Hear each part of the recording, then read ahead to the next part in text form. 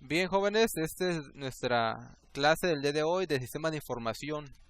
Vamos a empezar viendo desde cero a cómo crear un programa o resolver un problema de forma computacional, aplicando ya conocimientos que hemos visto en primero de prepa, perdón, en el primer curso de sistemas de información 1, y lo que son los diagramas de clase, lo que es los algoritmos, los diagramas de flujo, y ahora lo que estamos viendo de programación en Java.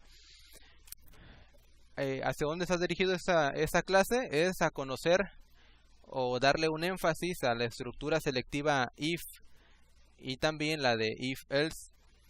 Vamos a analizar, vamos a diseñar y vamos a implementar un programa en Java. Así es que pongan mucha atención porque esto va a servir como base para crear otros problemas, para resolver otros problemas y crearlos en Java, darle solución mediante la programación. Tenemos para empezar un ejercicio, el ejercicio A.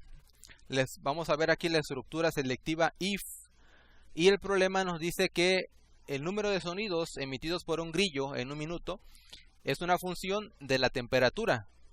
Como resultado de eso es posible determinar el nivel de la temperatura haciendo uso de un grillito como termómetro.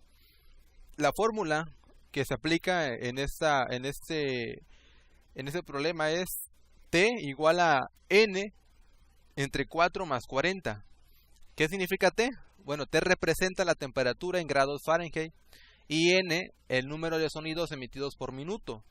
Así es que el grillo puede hacer 20 sonidos por minuto y son el valor 20, el que se va a almacenar en la variable N, y se va a dividir entre 4 más 40 y va a dar como resultado la temperatura en Fahrenheit.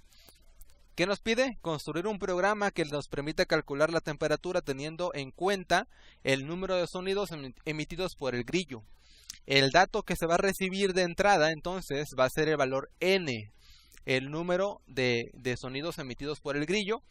Es el valor que va a teclear el usuario para que de esa manera pueda el programa ejecutar y realizar la función.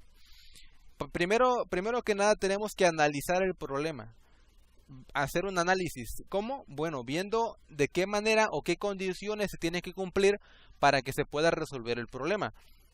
Por eso, pasando a la etapa de análisis, tenemos la explicación de las variables. ¿Qué es lo que vamos a recibir de entrada? Bueno, una variable de tipo entero que se va a llamar n.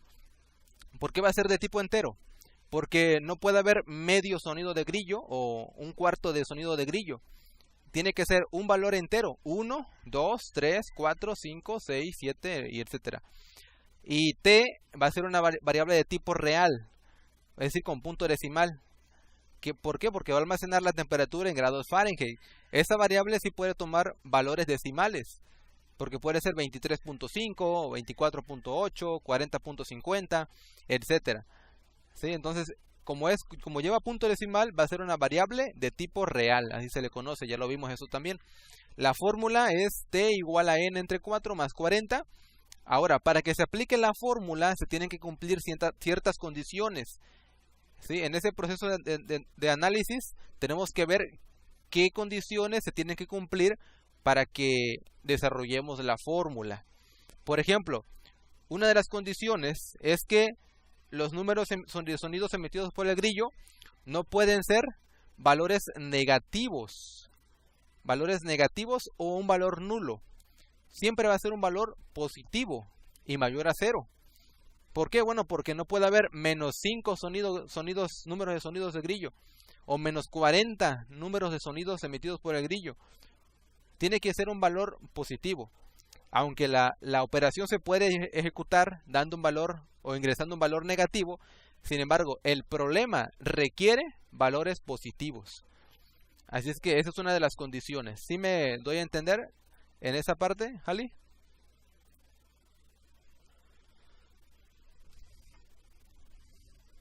Ok, continuamos entonces. Aquí les puse un ejemplo.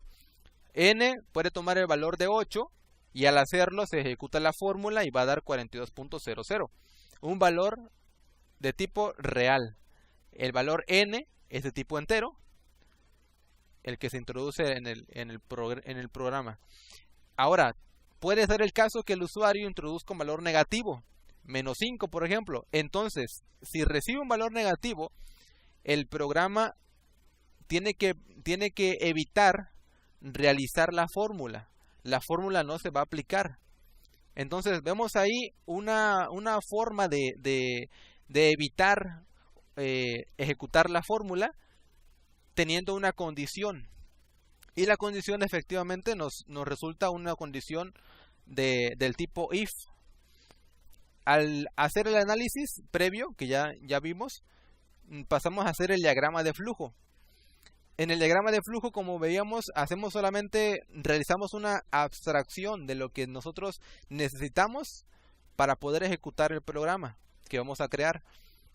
Por ejemplo, aquí vemos el diagrama de flujo, nos va a empezar al inicio y ese símbolo significa entrada, n significa la n dentro de ese símbolo significa que el programa va a recibir de entrada un valor que se va a almacenar en la variable n, y a continuación entonces va a haber una condición aquí. Si la variable de entrada que recibió acá, n, es mayor a 0, si es sí, entonces va a entrar aquí. Aquí me faltó ponerle el no. Si es no, simplemente va a salirse y va a terminar el programa. Así es que la estructura es muy sencilla de entender. Una condición, si se cumple la condición, entra y ejecuta esto y también esto, pero en caso de que sea no, que no se cumple la condición, simplemente da esta ruta que continúa hasta terminar el programa. Entonces, si el valor que se ingresa es mayor a 0, entonces se ejecuta la fórmula. T es igual a n, el valor que se ingresa, entre 4 más 40. Al terminar de ejecutar la fórmula, se va a imprimir en pantalla se va a imprimir en pantalla el texto temperatura seguido de la variable t, la cual va a almacenar el valor del resultado de la fórmula. Dando un seguimiento del algoritmo, podemos ver que en la primera corrida que se le da al algoritmo, tenemos aquí el número de corridas, el dato y el resultado. Es una forma sencilla de darle seguimiento al algoritmo, teniendo aquí cuántas veces se va a ejecutar el programa y qué dato se va a introducir, ya sea n, y el resultado que va a dar es t, es decir, lo que va a imprimir en pantalla. Siempre es dato como lo que se va a ingresar y el resultado lo que se va a imprimir en pantalla. Entonces, en la primera corrida, si nosotros ingresamos un 8 que se va a almacenar en la variable n, entonces se va a cumplir la condición y va a ejecutar la fórmula y t va a tener un valor de 42.0. En la segunda corrida, si recibimos un valor de 15, se va a ejecutar la fórmula, se va a cumplir la condición, va a entrar y el resultado va a ser este. Y así con la tercera corrida, el valor sea 11 y va a dar ese resultado. En la cuarta corrida, el valor va a ser 25 y va a dar como resultado 46.25. Pero, atención, en la quinta corrida recibimos un valor de -5. Por lo tanto, como se recibe un valor de -5 para n, no se está cumpliendo la condición de que n sea mayor a 0. Por lo que tiene que salirse, tomar esa ruta, salirse y simplemente no ejecutar nada y terminar el programa. Por eso en el resultado, t no va a almacenar o no va a procesar la fórmula porque no se va a cumplir la condición, por lo que simplemente va a terminar el programa. La sexta corrida recibe un valor de 50 y el resultado tiene que darnos este. ¿Sí? Hasta aquí, ¿alguna pregunta en cuanto al diseño el proceso de diseño del programa que vamos a hacer? ¿Ninguna? Correcto. Bien, como puedes ver, Jali, esto es un repaso rápido de todo lo que hemos visto en el curso pasado y lo que ya hemos visto también durante el transcurso también de este curso de Sistema de Información 2. Trata de relacionar lo que ya sabes con lo que vamos a ver a continuación. Ahora,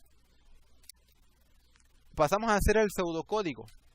El pseudocódigo solamente es una representación textual del algoritmo, es decir, de este hacemos un pseudocódigo, una representación textual, y lo hacemos de la siguiente manera. El programa se va a llamar grillo-temperatura, y entre llaves solamente ponemos la descripción de lo que va a hacer el programa. El programa, dado como dato el número de sonidos emitidos por el grillo en un minuto, calcula la temperatura de grados Fahrenheit. Una pequeña descripción. Son como si fuera los comentarios en el código Java. Otro comentario aquí, entre llaves, n es una variable de tipo entera, describiendo las variables, y t es una variable de tipo real. Ahora, el primer paso que se hace en el algoritmo, en el diagrama de flujo, es leer. Este símbolo significa lectura de información, por lo que representado textualmente esto se escribe leer n. El segundo paso está el condicional if, por lo que se representa en forma textual si n es mayor a 0, es decir, si se cumple la condición, entonces entramos, y esto significa, este símbolo significa hacer. Por lo que aquí de forma textual escribimos hacer t igual a n entre 4 más 40, que es lo que tiene aquí este símbolo. Y después pasamos a este otro símbolo. Este otro símbolo significa escribir, ¿sí? Es el resultado que muestra en pantalla, lo que va a escribir en pantalla. Por lo que ponemos aquí escribir temperatura, t. Recuerden que lo que se imprime en pantalla y es texto se pone entre comillas. Cuando se imprimen variables, se separa de eso y se pone una coma y se pone la variable que se va a imprimir sin comillas, tal como se hace en la sentencia system.out.printf, que primero se pone el texto que se va a imprimir, separado después de la coma, y la variable que se va a imprimir después. Y después simplemente termina el programa. De esto, de cómo pasar el diagrama de flujo al pseudocódigo, ¿tienes alguna pregunta, Hali?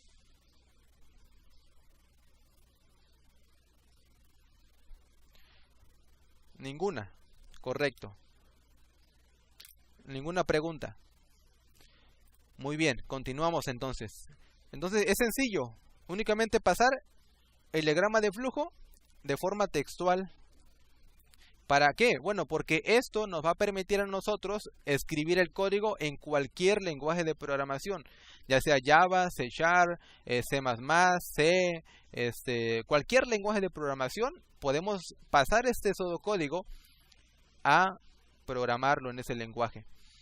Tenemos aquí parte del diseño, es ahora cómo vamos a representarlo en Java. Esto es un modelo de datos. Como ya lo hemos visto, son clases estas. Son clases, se representan por rectángulos. Lleva en la parte de arriba el nombre de la clase. Después le sigue los atributos de la clase. Y hasta abajo los métodos. Se compone, como decíamos en el curso pasado de Sistemas de Información 1, se compone de 3 partes. Nombre de la clase, atributos y métodos. Por lo que aquí tenemos... para ya pasarlo a Java, tenemos 2 clases. Trabajando en el paradigma de la programación orientada a objetos, siempre tenemos una clase que manda a llamar a otra. Ese símbolo, lo hemos visto en el curso pasado también, significa que esta clase grillo va a depender de la clase grillo temperatura. No va a poder hacer nada esta clase grillo sin la clase grillo temperatura. Significa dependencia y va dirigido a la clase de la cual depende la clase desde donde está orientada el símbolo de la flecha. Entonces tenemos en la clase grillo que vamos a tener nada más el método main. ARGS es la variable, es el argumento que recibe el método main para poder ejecutarse. Eso es algo que viene en todos los lenguajes de programación. Ya lo hemos trabajado. El símbolo de más significa que va a ser público o public. Y el dos puntos separa al void. ¿Por qué? Bueno, porque al final se pone qué tipo de dato o qué tipo de método en este caso va a ser el método main. Y en este caso va a ser un método de tipo void porque no va a regresar nada, a ninguna parte. Así es que tenemos la clase grillo. En esta clase grillo, dentro del main, si recordamos al hacer los programas, ahí creamos los objetos. Y los objetos mandan a llamar a los métodos de la otra clase, de la clase de la que pertenece el objeto. La clase en la cual vamos a generar objetos va a ser la clase grillo-temperatura. Y esta va a estar compuesta de dos atributos. T, que va a ser de tipo double, y N, que va a ser de tipo in. Y el símbolo negativo o guión significa que van a ser de tipo private. Es decir, solamente van a poder ser usados estas variables dentro de la misma clase. Después separamos a los métodos. El símbolo de más significa public, calcular temperatura, es el nombre del método, y dentro de los paréntesis recibimos el argumento. Por ejemplo, tenemos una variable de tipo in que se va a llamar tem. Es decir, este método va a recibir la variable tem que va a ser de tipo in. Al último tenemos el tipo de método que va a ser este. Este va a ser de tipo void porque no va a regresar nada, simplemente va a calcular la temperatura. Va a ejecutar el algoritmo que nosotros hemos creado en este método. Y en el método mostrar temperatura va a ser de tipo public y no va a recibir ningún argumento. Este método va a devolver la temperatura únicamente. ¿Estamos? Va a ser de tipo double porque va a regresar un dato. En este caso va a regresar a T. ¿Sí? Hasta aquí, ¿alguna pregunta en cuanto al diseño de las clases que vamos a crear? Ninguna. Ok. Entonces, tenemos en la clase grillo de temperatura que va a haber un método que va a hacer el algoritmo, va a realizar el algoritmo, y otro método que va a mostrar va a mandar a llamar o va a imprimir, va a mostrar o va a enviar la variable t. ¿Sí? Más adelante vamos a ver aquí está la implementación. Entonces, de forma sencilla y no tan complicada, tenemos entonces las dos clases aquí representadas y tenemos en código en Java cómo se pasa esa clase en código Java.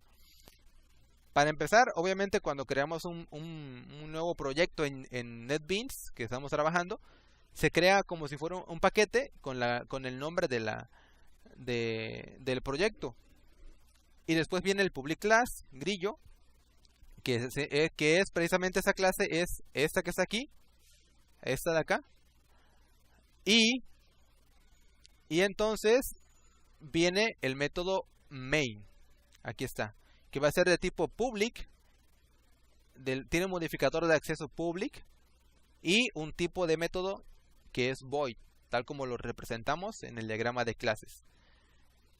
Entonces, aquí creamos el objeto grillo 1 que va a ser de la clase, va a ser un objeto de la clase grillo-temperatura, es decir, de esta clase de aquí o de esta. Por eso le decimos que va a depender de esta.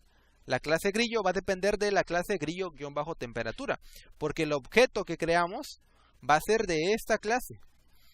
Con el objeto, ahora sí, podemos nosotros escribir el nombre del objeto con el punto y el nombre del método al cual vamos a llamar. En esa primera ejemplo está el método calcular temperatura y se pasa precisamente el argumento, el parámetro 10, el valor de 10.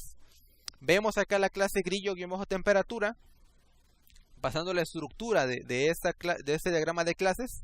Tenemos que el nombre de la clase está representado aquí, de ahí le siguen los atributos, que va a ser de tipo private, y el tipo de atributo va a ser double, y el nombre va a ser t. De igual forma, private, de tipo in, y el nombre va a ser n. ¿Sí? Hasta aquí paso por paso. ¿Tienes alguna pregunta, Ali?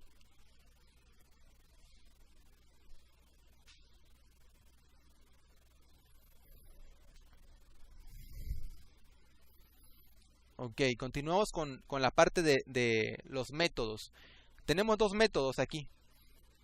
Este primer método va a ser public y va a ser de tipo void, y el nombre va a ser calcular temperatura, que va a recibir, tal como tenemos en nuestro diagrama de clases, una variable que va a ser de tipo in y que se va a llamar tem. Precisamente es el valor que nosotros vamos a enviar desde la otra clase, 10, que se va a enviar para acá y lo va a recibir con el nombre de tem y va a ser de tipo in. Y aquí es donde vamos a hacer el algoritmo. Aquí solamente lo representé con un comentario diciéndoles que aquí va el algoritmo. Ya después tenemos el otro método que va a ser de tipo public también y de tipo de regreso double, y se llama mostrar temperatura, la cual no va a recibir ningún argumento. Simplemente va a regresar la variable t, ¿sí?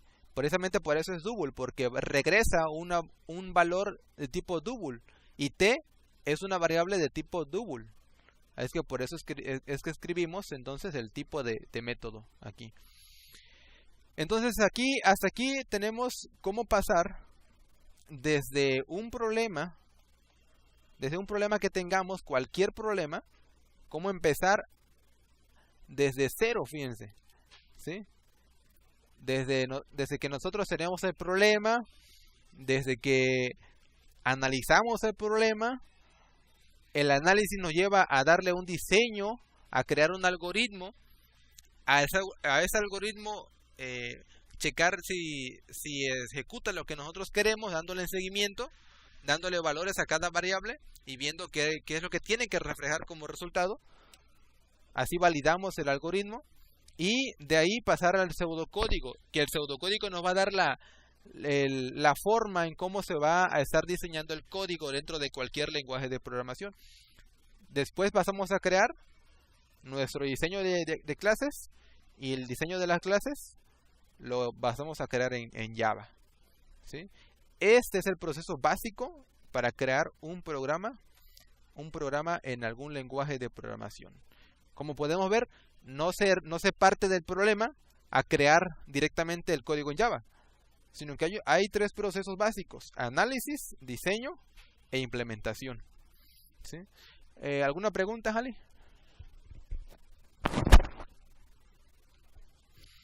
Ok, tengo ya el código, el código aquí lo tengo. Voy a cerrar todos estos para que no haya confusión. Y voy a abrir esto. Aquí está. Bien, Jali. Entonces, yo ya creé el paquete, el proyecto. Ya saben cómo crearlo. Simplemente aquí le escribí grillo, que va a ser la clase que va a contener el método main. Recordemos que el método main se encuentra en la clase grillo, por lo que aquí el nombre del proyecto va a ser grillo. Así es que ya creando ese proyecto, simplemente de aquí creamos la otra clase, ya saben cómo, la cual se va a llamar, dice el diagrama, grillo-temperatura. Por lo que aquí yo le escribí grillo-temperatura y me creó la otra clase, esta, ¿sí? Trabajando sobre la clase principal, la de grillo, tengo el método main y lo que ya les expliqué en las diapositivas.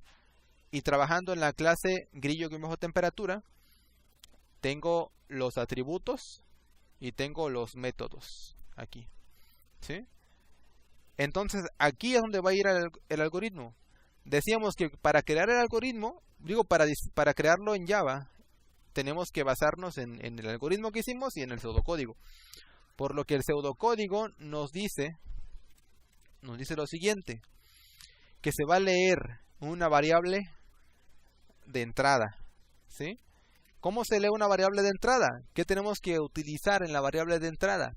Recordemos que para eso tenemos que tener una librería ¿sí? Una librería que se llama system.in. Yo la tengo acá, la voy a copiar simplemente.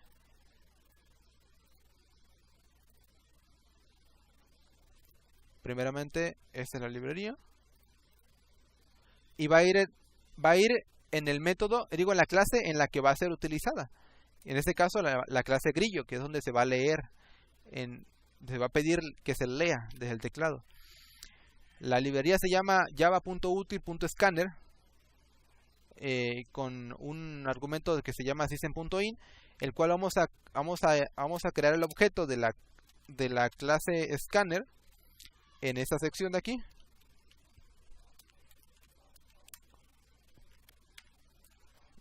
Se va a llamar entonces scanner leer. Voy a ponerle leer igual a new scanner.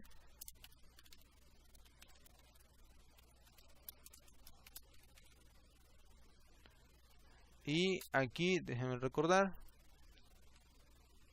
es system.in. System.in.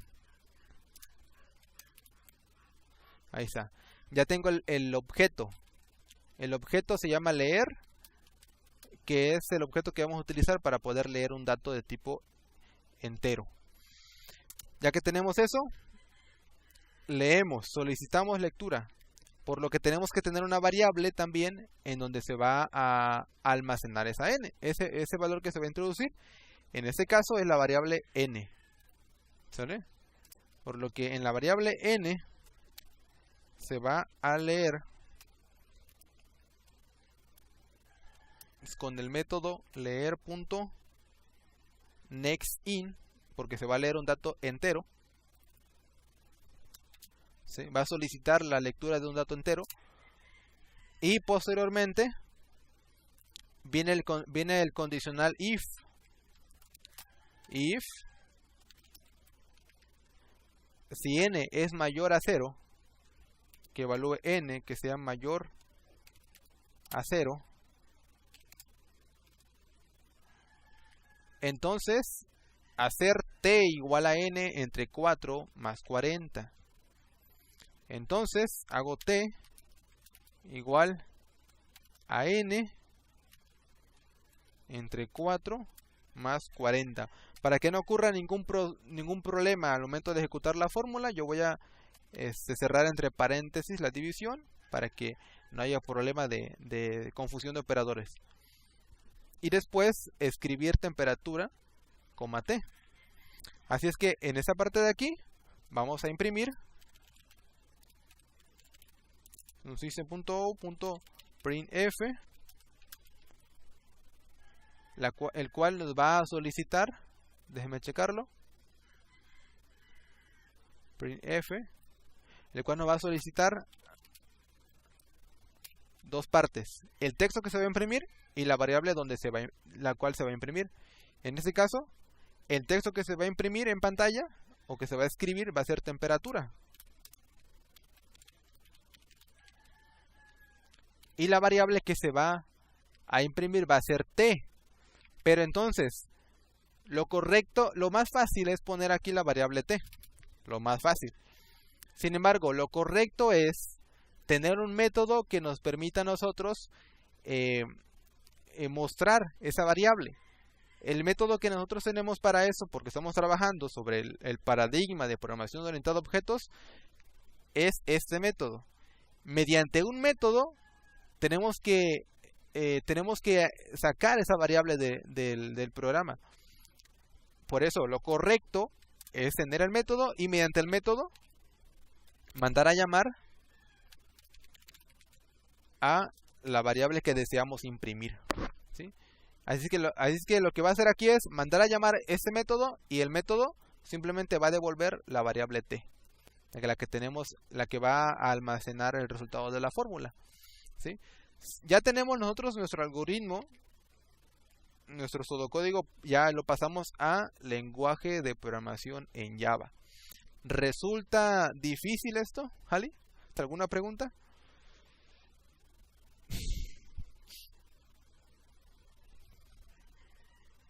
¿Todo claro?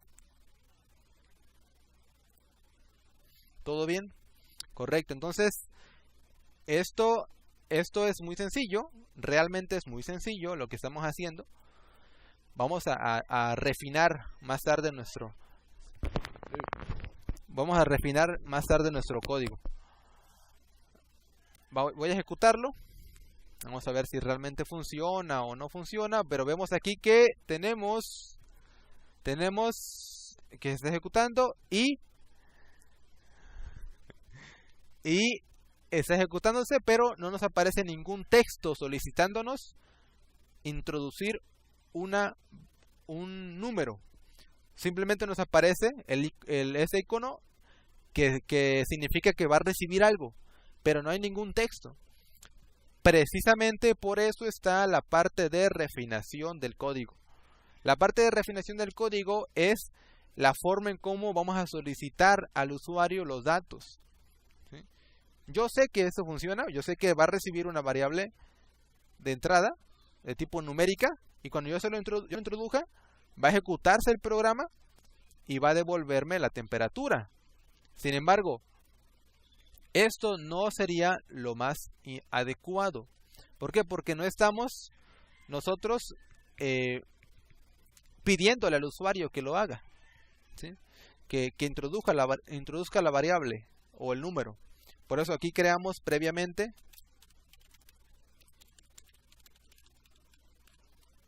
un texto que le pida al usuario eso precisamente.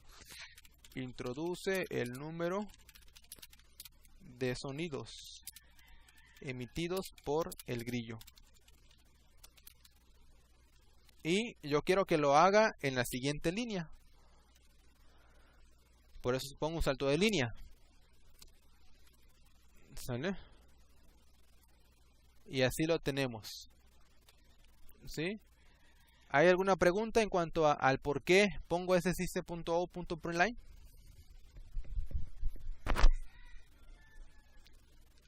¿Ali? ¿Crees que es correcto poner eso previamente antes de que el usuario introduzca algo?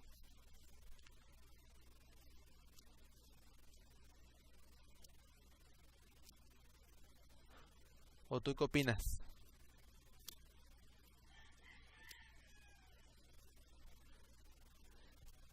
En todo programa, siempre un buen diseño del programa es cuando el programa solicita al usuario, pero lo hace de forma fácil, de una forma sencilla, que el usuario sepa qué es lo que tiene que ingresar. Entonces, esa parte del código yo no la puse en el... Tomen nota de eso. No la puse en el diseño del algoritmo. No lo puse, porque precisamente quería resaltar ese punto. ¿Sí? Lo quería resaltar porque ustedes quizás se puedan perder, ¿no? Oye, van a decir, oiga, profe, pero ¿por qué no está esto en el algoritmo? ¿No? Pero es porque ahí está otro proceso, ¿sí? Es como si estuviéramos formando un esqueleto, ¿no? Un esqueleto, el cuerpo humano, primeramente los huesos, ¿no? Después vienen los músculos y así, etcétera, ¿no? Entonces, de igual forma, este solamente es el esqueleto, vamos por partes. El análisis, formamos un diseño, comprobamos su funcionamiento, tenemos el esqueleto del programa y pasamos ahora sí implementarlo mediante el diseño también del diagrama de clases hasta llegar hasta el código en Java, hasta crearlo totalmente. Pero después de esto, entonces sigue el refinar el código. ¿De qué manera? Bueno, haciéndolo claro para el usuario, para que el usuario sepa qué es lo que tiene que hacer con el programa. Y una forma de eso es diciéndole qué es lo que tiene que introducir, ¿sí? Entonces, ¿se entiende? ¿Hali?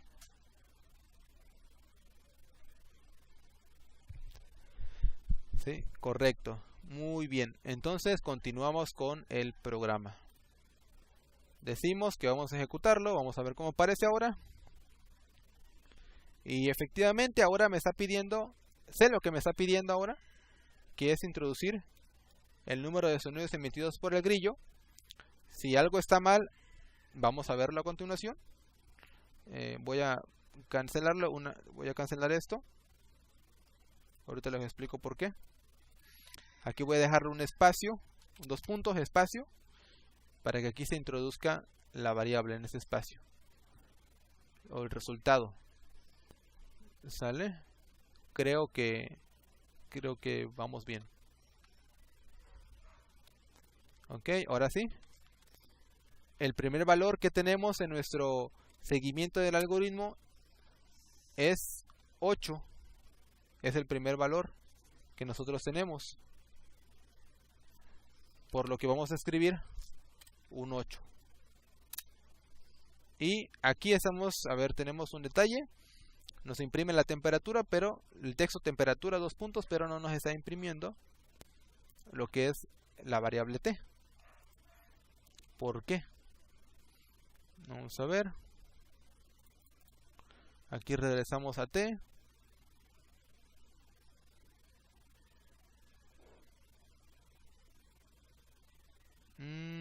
Ya lo sé. Ok. Aquí tenemos, nos faltó convertir el resultado que de la función.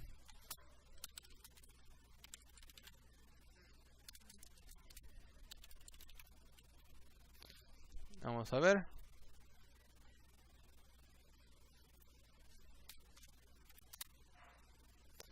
A ver, vamos a ver. No lo quiero convertir.